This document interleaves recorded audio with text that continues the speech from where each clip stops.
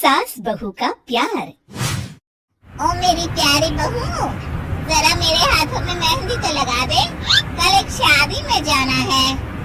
अभी आई माँ जी। माया गिरजा के हाथों में बहुत सुंदर मेहंदी लगा देती है। मैं वारी जवान, ऐसी गुणवान बहू मिली है मुझे। अरे मुझे भी तो इतनी प्यारी सास मिली है। दोनों हंसने लगती है। ये बात उनकी पड़ोसन कमला सुन लेती है। बड़ी आई गुणवान बहू और प्यारी सास, सब नाटक है नाटक। कमला स्वभाव से बहुत तेज होती है। उसकी अपनी बहू से बिल्कुल नहीं बनती, इसीलिए वो गिरजा से जलती है। अगले दिन मंदिर में, अरे गिरजा बहन, आज शाम मंदिर में कीर्तन का प्रोग्राम है, आप आएंगी ना? हाँ जरूर। वही तो, कम से कम इसी बहाने इन बहुओं से छुटकारा तो मिलेगा। कैसी बातें कर रही हो कमला, मेरी बहू तो साथ आएगी। अरे माया कितने अच्छे भजन गाती है, तुमने नहीं सुना? हाँ हाँ, ठीक ही गाती है। मैं तो रोज शाम को माया से भजन सुन के ही सोती हूँ। हाँ हाँ, अब मैं चलती हूँ, मुझे देर हो रही है। शाम को मंदिर में, वाह माया बिटिया, आज तुम्हारा भजन सुन के तो मन खुश हो गया। धन्यवाद पंडित जी। माँ जी चाहती थी कि मैं आऊँ, इसीलिए मुझे आज यहाँ गाने का मौका मिला। मैं धन्य हूँ गिरजा, इतनी प्यारी बहू मिली है तुम्हें। सो तो है पंडित जी। कमला दूर खड़ी सब सुन रही होती है। इनका प्यार तो अब मैं निकालती हूँ। अगले दिन कमला छत से माया को आवाज लगाती है।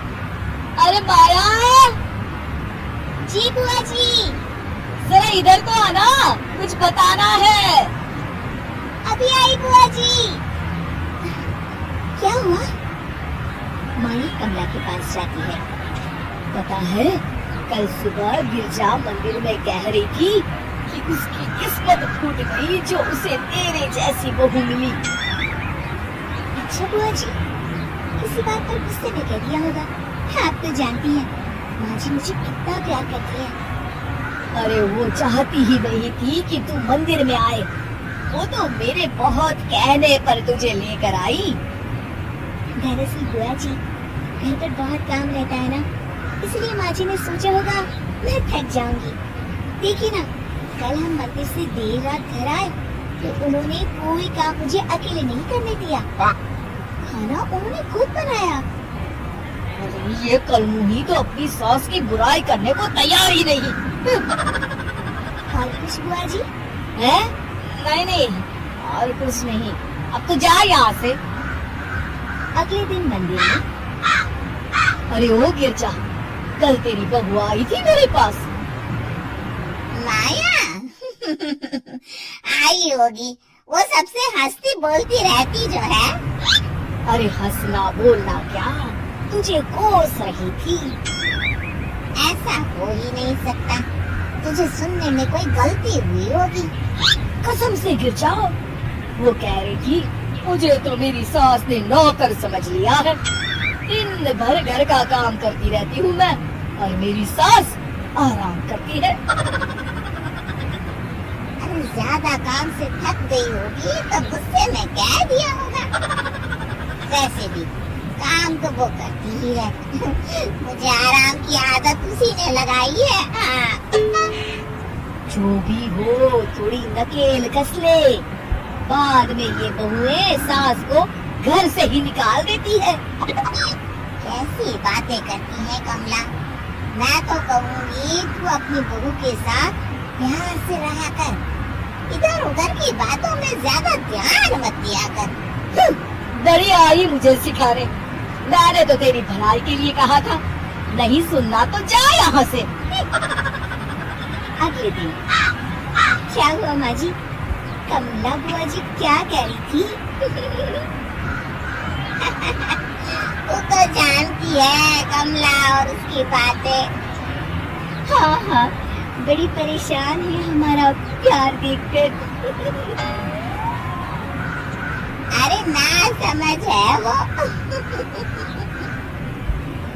दोनों खिलखिलाने लगती हैं। शाम को कमला मंदिर के कोने में अकेली बैठी होती है।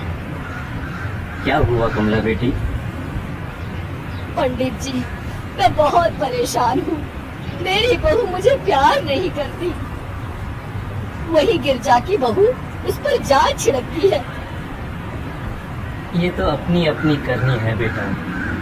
गिरजा की बहू ही नहीं, गिरजा खुद भी तो अपनी बहू को जान से ज्यादा चाहती है ना।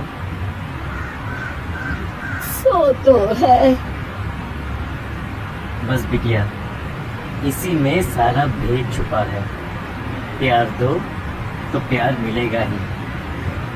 और कभी आपस में मन मुटाव हो भी जाए तो उस बात को भुला दो। गलतियां तो हम सबसे होती हैं, आखिर हम सब इंसान ही है ना। ये तो आप सही कह रहे हैं पंडित जी।